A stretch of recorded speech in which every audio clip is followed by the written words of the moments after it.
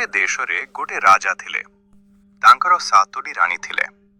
को रानीर भी पुओ झियो होउनथिला।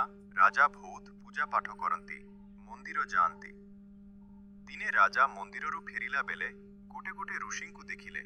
राजा तांको सबु कथा कहिले। राजांको कथा शुणी ठुसी कहिले, आंब गछ पाखकु जाई गोटे आंब गछ पाखकु जाई गोटे आंब आनी रानींकु दब। रानी माने से आंब खाइले तांकर पुओ हबो राजा। सेया करिले गोटे आंब आनी बड़ रानींकु देले कहिले समस्ते मिशिकी खाइबो।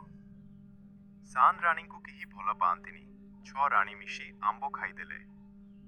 सान रानी घर काम सारी आसी बड़ रानी कोरिंकु आंब कथा पचारिबारु बड़ रानी कहिले बाहारे टाकुआ पोजा खाइबु। सान रानी बाहारे जाई देखिला नेउल छुआ टाकुआ चांतुची। रानी से टाकुआ आनी चांतिले। किछि दिनन परे सबु रानींकर पुओ हेला आउ सान रानींकर नेउनकर नेउल छुआ हेला। सान रानी भाउत मन दुख करिले। नेउल छुआ कहिला, मां मन दुख करनी, मु तमर पुओ आउ इने सबु भाई जंगल को गले। गछरे मिठा फल देखिले। केही गछ चढ़ी पारु नथिले, तेनु नेउल को कहिले फल आनी देबाकू। नेउल गछ चढ़ी फल खाई मंजी तलकू फिंगिला।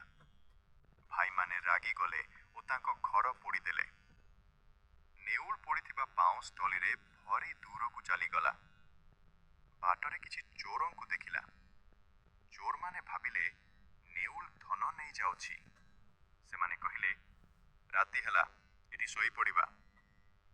रातिरे चोर माने नेउल रो टली नहीं पळेई गले। सकेई पळेई गले। सकाले नेउल देखिला चोरों को टली रहिछि, ताहारे सुना रहिछि।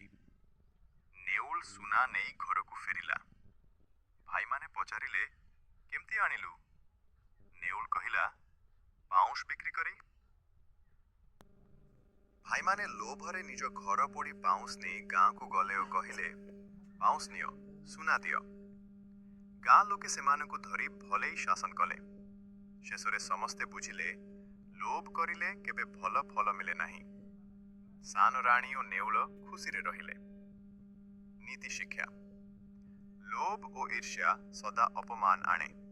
भल मन और बुद्धि